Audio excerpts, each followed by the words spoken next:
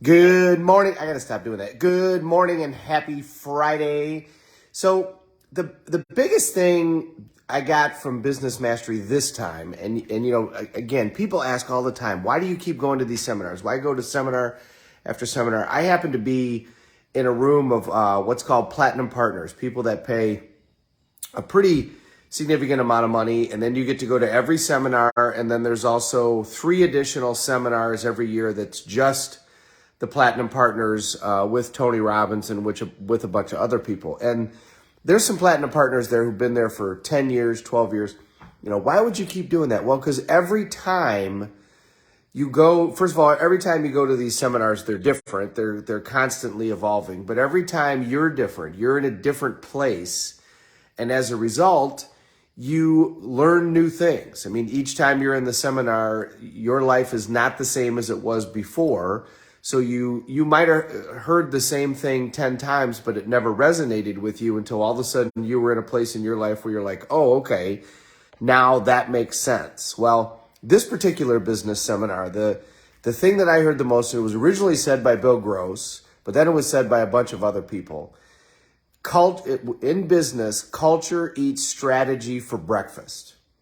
And I'd never really heard that message as much as I did this last one. Culture eats strategy for breakfast. So the culture of your business is 10,000 times more important than the strategy of your business. Is the strategy of your business important? Of course.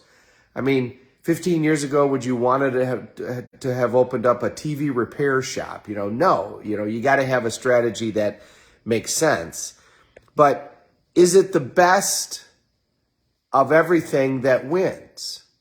Does McDonald's make the best cheeseburger? No.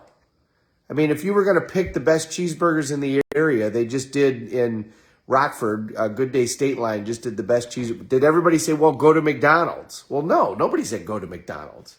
Now, if you wanted the best fries, you might say go to McDonald's. But for cheeseburgers, they said no. But who has sold more cheeseburgers than anybody else by a factor of 1,000? Well, McDonald's. Well, it's not because they're the best. It's because of other things. Is part of it strategy? Sure, part of it's strategy, part of it's marketing, but a big part of it is culture. And, why is Disney in such a different place with their theme parks than everybody else? Because, let's face it, there's everybody else who are competing with each other. There's Universal Studios, there's Six Flags, there's all of those. They're all kind of competing with it, and then there's Disney. And Disney's just a whole other thing. And if you've not been to those parks, trust me, Disney's a whole other thing. And why? Is it because their rides are bigger or fat? No, Sandusky tried to do that. They tried to make, every time our ride is bigger and faster and more ridiculous. But that doesn't do it. Disney doesn't try to be bigger and faster and more ridiculous. They try to be something new and something different. And it's their culture. Walt Disney's been dead for 50 years, and yet his mission is still spoken by every person that works in that park, in those parks, every day of the year. They constantly ask themselves, what would Walt do here? What would he say? He would say, how can we plus this? How can we plus this and make it better? That's what he would do, and that's what he would say. And so that's what they ask. That culture is pervasive. If you have the right culture in your business, then that'll outdo your strategy. Even if your strategy isn't perfect, it won't matter because that culture is going to outdo that. Even if you have an inferior product, your culture will outdo your competitor if your competitor's culture sucks. The guy that started Zappos, that was his whole theme with that company was, if we get the culture right, then the rest will follow. And the people that were running the company at the time didn't really believe that. They said, we've got to have the right strategy here or we're going to get killed. Well, turns out he was right. When they got the culture right, then the strategy kind of followed because the culture adapted because they asked themselves, what does our customer want? What does our customer need? What can we do to make our customer happy? And when the culture comes from that position, now all of a sudden your company goes where it needs to go with you not even really trying. So if you own a business and you're listening to this, You got to focus on your culture. Marketing is great. Strategy is great. All of those things are great. They do matter. Marketing absolutely matters. Does strategy matter? For sure. Right location, right timing. You can have the right business and be in the wrong time, and it doesn't matter. But if you are in a business where you know you're competing against a whole bunch of others and you want to set yourself apart, culture is what will do that. The culture of your company is what you need in order to figure that out. And there's a lot of great people that are the best at this right now, at how to create that corporate culture. There's a whole list of them. I'll put a link up on this video as to the person that I think is on top of this the most, at least the one that makes the most sense to me.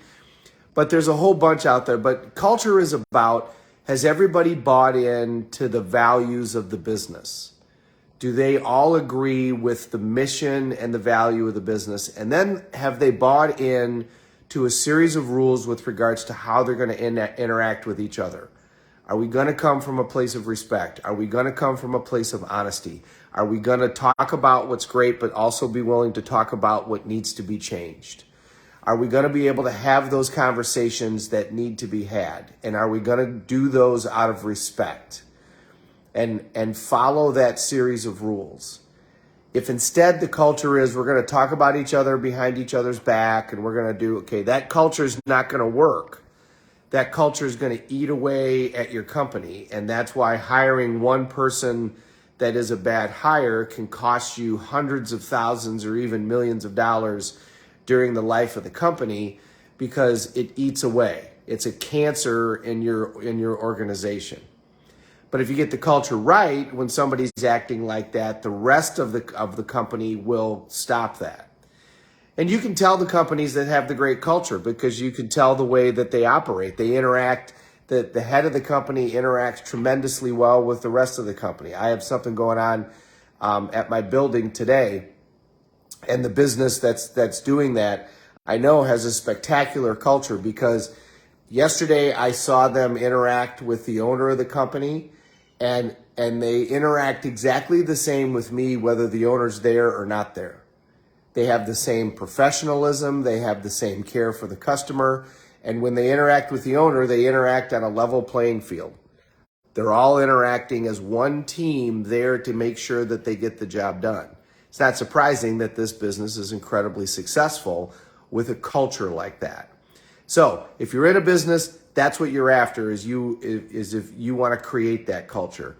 If you are in a business that doesn't have a culture like that, then that's what needs to change in order to take that business to the next level. Have a great day, everybody. Thank you very much for watching. Happy Friday. If it's still Friday, we're all in this together. Let's take care of each other.